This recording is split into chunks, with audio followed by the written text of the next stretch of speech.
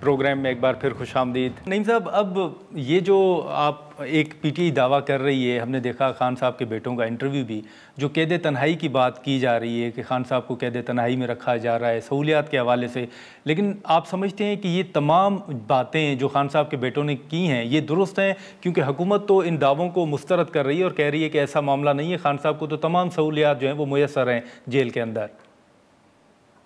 नहीं, देखिए उन्होंने तमाम दावे जो हैं वो गलत किए हैं। जिस तरह वहाँ जाकर उन्होंने इंटरव्यू दिया, उसके अंदर आप देखें जी, इतने सैकड़े जो हैं मुलाकातें वकला की हो गई हैं, इतने जनाब फैमिली की हो गई हैं, इतने रफ़्क़ा की हो गई हैं। आप बात देखें कि इमरान खान साहब का केस चलता रहा, उस केस के अंदर अगर जाकर बहनें जाकर मिली हैं और कोई वकील जाकर मिला है, तो उसको आप उस अंदाज से कैसे काउंट कर सकते हैं जो मंगल और जुमरात के लिए मुलाकात का दिन जेल मैनुअल के मुताबिक मुख्तस है।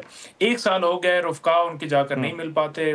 वकला की अगर बात करें तो मेरा खुद नाम था, पिछली जुमरात को मंगल को भी मैं नहीं मिल पाया और कई दफ़ा कई महीनों से मेरा नाम जाता है, लेकिन मुझे मिलने की इजाज़त नहीं दी जाती। इसी तरह मैं आपके सामने ज़िक्र कर चुका हूँ कि बहनों के ऊपर भी पाबंदी है और फिर क्या जी। मुलाकात रहेगी? समातें होती हैं, अब तो समातें जो हैं पता शाम को चलता है जी, मैसेज आ जाता है जी कि अब समात फिर सुबह नहीं होगी और 10 दिन या 20 दिन फिर आगे चली गई है, ताकि इमरान खान साहब का पैगाम रोका जाए। देखिए, पैगाम रोकने के लिए इन्होंने पूरे हरबे किए कि ट्विटर के ऊपर पाबंदी लगानी है जी, इमरान खान साहब से मुलाकात महदूद करनी है।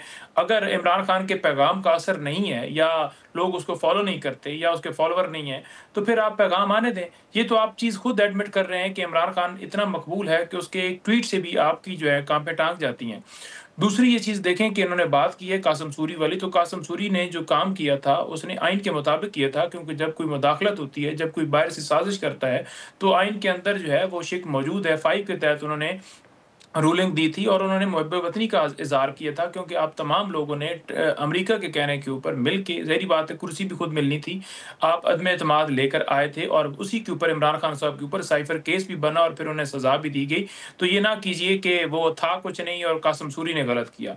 दूसरी चीज़ NA4 की इन्होंने बात की, देखें वहाँ तो उन्होंने मिस कर गए होंगे, डिप्टी अटॉर्नी जनरल नहीं लिखा होगा, ठीक है, आपने उनको डी-सीट किया। आपने कहीं देखा है कि PMLN का बंदा भी डी-सीट हुआ? आपने कहीं देखा है कि रिकाउंटिंग के अंदर PMLN ने कोई सीट हारी हो? PTI ने रिकाउंटिंग के अंदर सीटें हारी, सजा दे के सीटें हमारी जो है जितवा कर और जो सजा के जरिए उनको जो है दोबारा इलेक्शन करवा कर और लोगों को सीटें दी गई। और इसी तरह आप देखें, उससे पहले जो फार्म 47 वाला किस्सा था, जिसपे 17 सीटों से 80 की हुकूमत बना के और मखसूस नशिस्तें भी जो हमारी जमात का हक थी वो उठाकर और को दे दी गई। इन्होंने तो डिप्टी अटॉर्नी जनरल लिखा, लेकिन जो आपने पेपर जमा करवाए थे, उन पेपर्स के अंदर नवाज शरीफ साहब ने क्या लिखा था? उन्होंने यही लिखा था कि जो है ये मेरे असासे हैं। ऑफशोर कंपनी का जिक्र नहीं किया था और बाद में फिर वो ऑफशोर कंपनी निकल आई और फिर उसके ऊपर आपको सजा भी होगी और बाद में आपने कहा कि अकामा के ऊपर हमें निकाल दिया गया।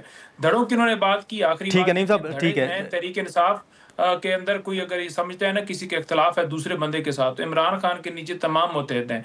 PMLN का आप अंदाजा लगा लें, इनको पता ही नहीं है कि इनके चेन ऑफ कमांड कौन है। मोहसिन नकवी साहब हैं, मरियम साहब हैं, नवाज शरीफ साहब हैं, शहबाज शरीफ साहब हैं या कोई और है, तो इनकी चेन ऑफ कमांड ही नहीं। यहाँ तो चेन ऑफ कमांड चले, ठीक है। नहीं साहब, समझ साहब, एक आखिरी सवाल होगा कि अभी ये जो मामला चल रहे हैं, अपोजिशन अलायंस जो है वो कोशिश कर रहा है कि कौमी कॉन्फ्रेंस हो, शायद नून लीग को भी उन्होंने दावत दी है।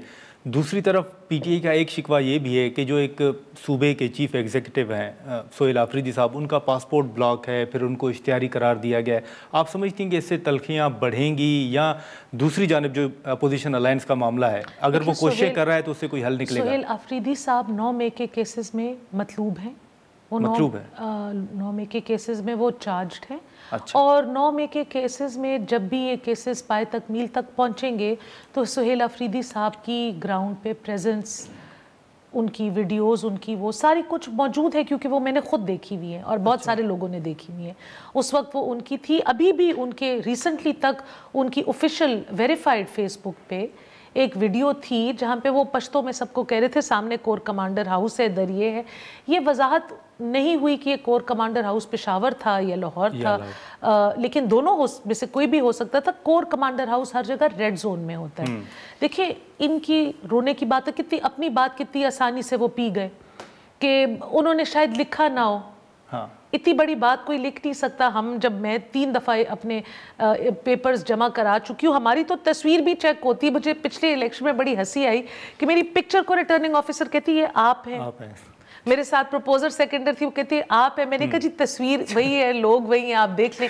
तो एक इतनी बड़ी बात जब आप छुपाते हैं, और आप एक पढ़े लिखे इंसान हैं, आप एक वकील हैं, आपको पता है रूल्स का, तो ये नहीं हो सकता। इनकी हर बात अच्छी और दूसरों की हर बात बुरी। हमें अपनी चेन ऑफ कमांड पता है, हमारी चेन ऑफ कमांड मियां मोहम्मद नवाज शरीफ साहब है, प्राइम मिनिस्टर साहब भी उनकी दीवी गाइडलाइंस पे चलते हैं, और हम सारे भी उनकी दीवी गाइडलाइंस पे ठीक है। नईम साहब आपका, समर साहब आपका बहुत शुक्रिया वक्त निकालने के लिए। गुफ्तगू आपने सुनी। हम यहाँ पर एक मुख्तसर सा ब्रेक लेते हैं और ब्रेक के बाद सेनेटर पलवश शाह साहिबा में ज्वाइन करेंगे।